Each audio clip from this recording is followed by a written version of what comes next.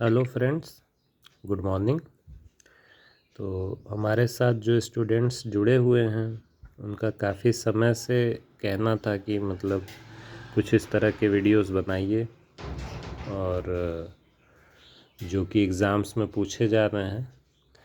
ये ज्योग्राफी के स्टूडेंट्स के लिए है, चाहे वो अंडर ग्रेजुएट कोर्सेज़ में हो या कॉम्पिटिटिव एग्ज़ाम्स दे रहे हों या उनको जीएस के पर्पज़ से ज्योग्राफी को जानना हो। तो ठीक है, आप हमारे साथ जुड़े रहें। देखिए, आज बात हो रही है कि वेदरिंग कितने तरह की होती है। ठीक है, तो पहली बात तो ये जानिए कि वेदरिंग है क्या। Weathering of rocks basically in situ disintegration है। इन सीटू का मतलब वो जहाँ पर हैं वहीं पर, मतलब ये इरोजन से इस मामले में अलग है कि इसमें रॉक का कोई भी मूवमेंट नहीं होगा।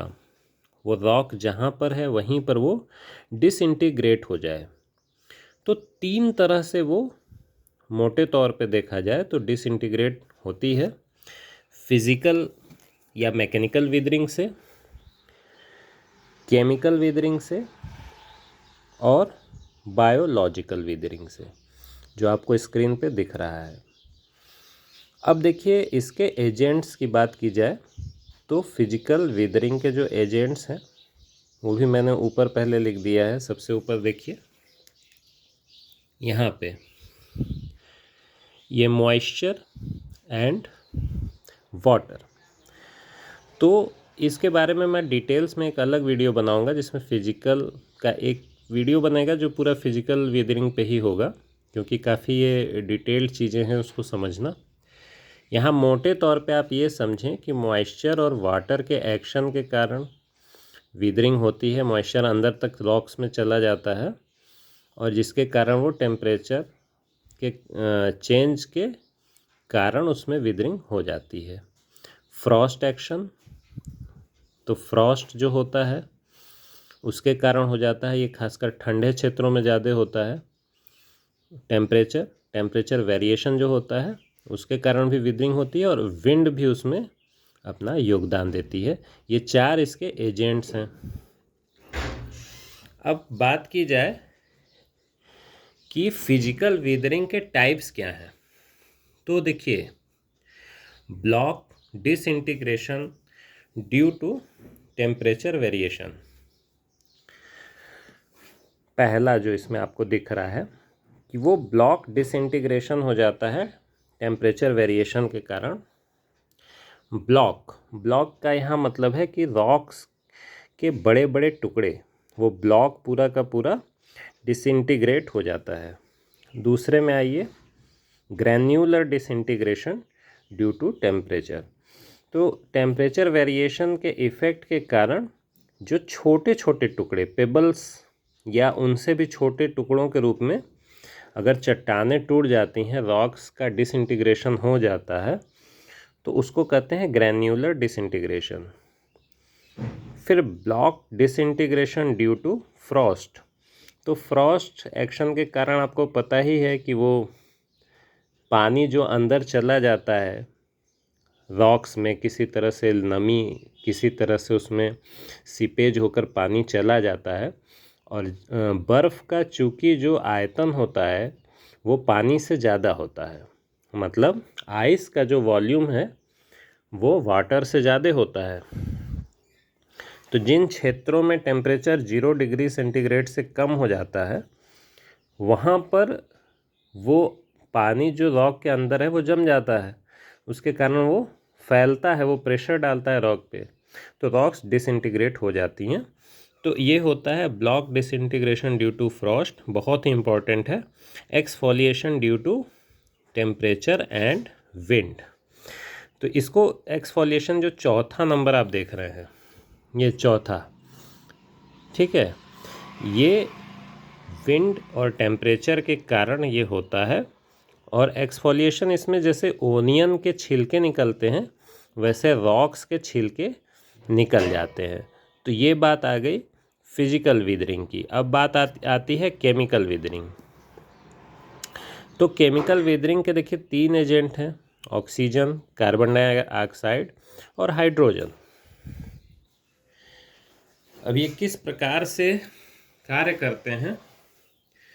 तो ऑक्सीजन टाइप्स ऑफ विदरिंग में ऑक्सीडेशन है, कार्बोनेशन है।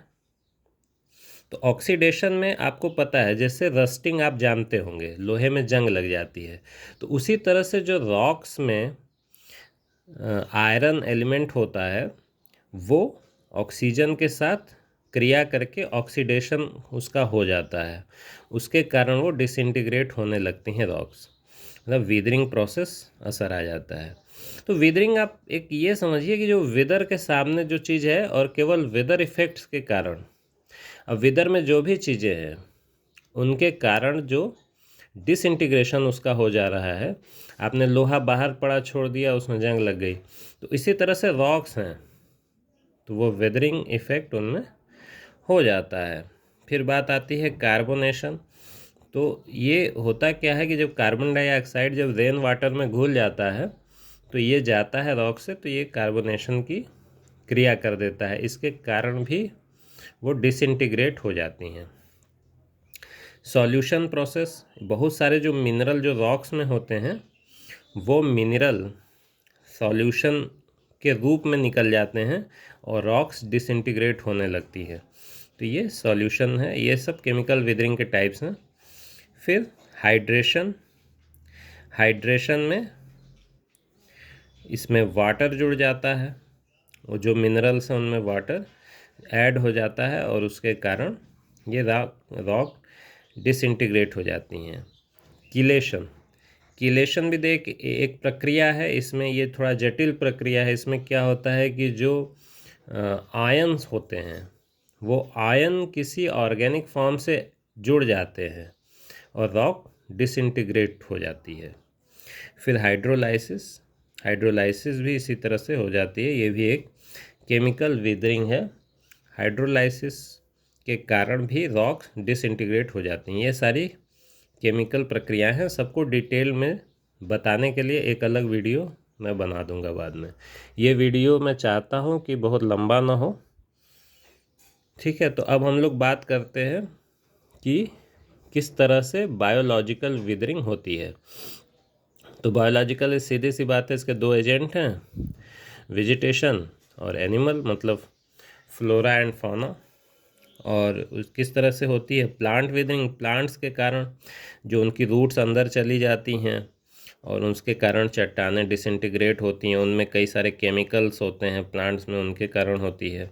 एनिमल हैं, एनिमल उसमें कुछ करते रहते हैं प्रोसेस, जैसे कि वो अपने रहने के लिए वो खोदते रहते हैं, या वर्म्स हैं वो उसमें लगातार जो है सॉइल बनाते रहते हैं। फिर बायोकेमिकल प्रोसेसेस, इसमें भी यही होता है। इसमें बायोकेमिकल मतलब वही कोई इस तरह का केमिकल रिलीज कर रही हैं, जैसे पौधों की जड़ें ऐसी रिलीज़ कर रही हैं कि वो रॉक्स का और डिसइंटीग्रेशन होता है और सॉइल फॉर्म होती है। तो ये विदरिंग का प्रोसेस। एंथ्रोपोजेनिक तो आप जानते ही हैं कि आदमी तो सब कुछ कर रहा है आज के समय में, मतलब वो कहीं माइनिंग कर रहा है, कहीं क्वेरिंग कर रहा है, कहीं सड़क बना रहा है, जो भी। तो इससे क्या हो रहा है, पहाड़ों को काट दे रहा है, तो ये वो एक्सपोज कर देता है। जैसे कि पहाड़ों को काट के सड़क बनी तो जो अंदर वाली रॉक्स हैं वो एक्सपोज हो गई, तो उनमें और तेज़ी से विदरिंग होने लगी। तो ये इस तरह से ये सारे विदरिंग के टाइप्स हैं, और मैं सेपरेट बनाऊंगा क्योंकि एक लंबा टॉपिक है। वीडियो देखने और अंत तक बने रहने के लिए धन्यवाद।